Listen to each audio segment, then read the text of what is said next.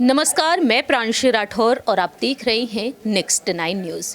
UP की सियासत में इस वक्त काफ़ी ज़्यादा हलचल मची हुई है, जहां एक तरफ उत्तर प्रदेश में मैनपुरी, रामपुर और खतौली, इन तीनों ही सीटों पर उपचुनाव हो चुके हैं। रामपुर में बीजेपी जीत हासिल की, लेकिन मैनपुरी में सपा ने एक बार फिर से ऐतिहासिक जीत दर्ज की। वहीं खतौली में यहां पर जीत हासिल करती हुई नजर आई रालोद। अब ऐसे में देखा जाए तो आगामी नगर निकाय चुनाव को लेकर सियासत तेज है और इसी बीच यहां पर अटकलों का दौर तेज हो चुका है यादव कुनबे की छोटी बहू अपर्णा बिष्ट यादव को लेकर। यूपी के विधानसभा चुनाव के दौरान अपर्णा बीजेपी का हिस्सा बनी और तब से लेकर अब तक कई बार यहां पर कयास लगाए गए, दावे किए गए आजमगढ़ से वह आगे की जाएंगी, मैनपुरी से आगे की जाएंगी, लेकिन फिर ये भी यहां पर दावा किया गया कि साल 2024 में लोकसभा चुनाव होंगे, उसमें उन्हें आगे किया जा सकता है। लेकिन कहीं ना कहीं देखा जाए अपर्णा को बार बार दिलासा ही मिल रहा है।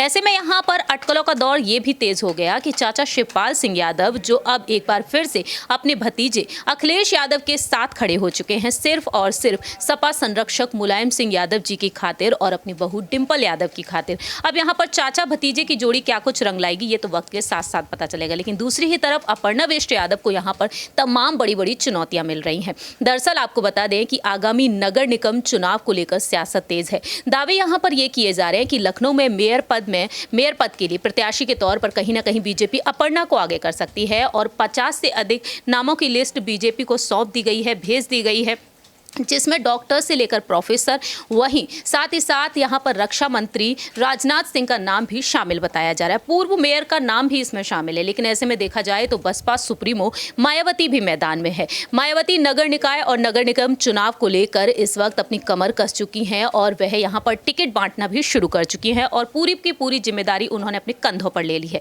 इसी बीच देखा जाए तो कहीं ना कहीं मायावती की तरफ से भी अपर्णा को तगड़ी चुनौती मिल सकती है। दरअसल आपको बता दें कि हाल ही में सपा से बसपा में शामिल हुए हैं इमरान मसूद और उन्होंने यहां पर बेहद बड़ा दावा किया है। सबसे पहले आपको उनके स्टेटमेंट के बारे में बताएंगे।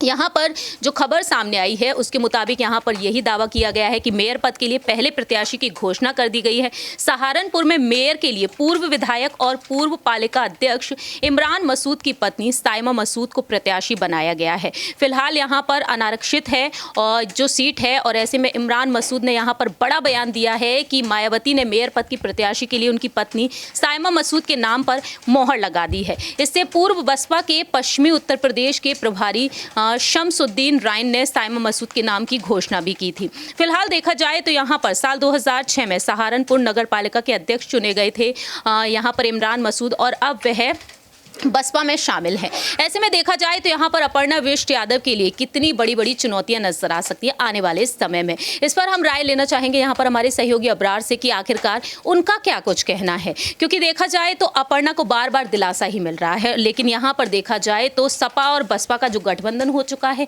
यहाँ पर सपा की तरफ से दावे किए जा रहे हैं कहीं ना कहीं आदित्य यादव को आगे किया जा सकता है या फिर किसी अन्य नेता को। तो आपकी इस पर क्या कुछ राय प्रतिक्रिया रहेगी? क्या वाकई में मेयर पद पर अपर्णा यादव नजर आएंगी या फिर एक बार फिर से उनके हाथों में कुछ नहीं लगने वाला है?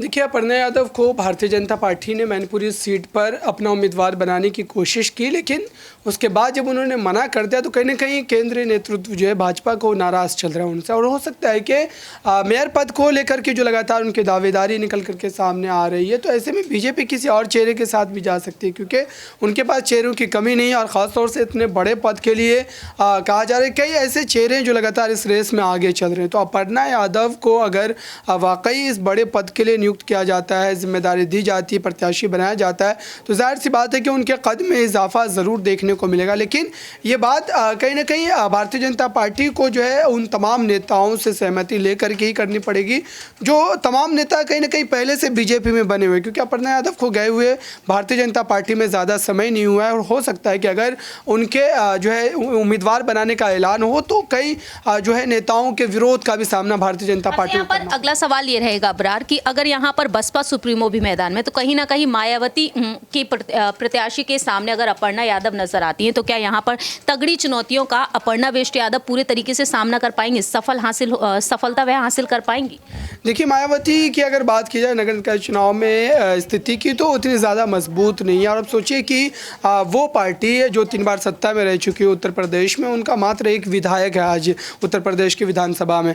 तो ये कहीं ना कहीं एक बड़े प्रश्न चिन्ह की तरह है मायावती की उस पूरी सियासी विरासत पर। और साथ ही अगर ये अभी नगर निकाय चुनाव की बात करें, तो मुझे लगता है कि मायावती उतनी ज़्यादा मजबूती के साथ ना तो उतर रही है और ना ही उतनी ज़्यादा सीटें उनको मिलने वाली है। बहुत बहुत शुक्रिया अबरार। देखिए, फिलहाल देखा जाए तो यहाँ पर मायावती की जीतने की संभावनाएं काफ़ी कम नजर आ रही है, लेकिन अपर्णा वेस्ट यादव कहीं ना कहीं अगर आगे की जाती हैं तो ज़रूर वह जीत बोलती हुई नजर आ सकती हैं। देखना दिलचस्प होगा कि अपर्णा के लिए आखिरकार बीजेपी ने क्या कुछ सोच विचार करके रखा है। फिलहाल हमारी इस रिपोर्ट में इतना ही। बाकी की तमाम अपडेट्स के लिए आप देखते रहिए Next 9 न्यूज़।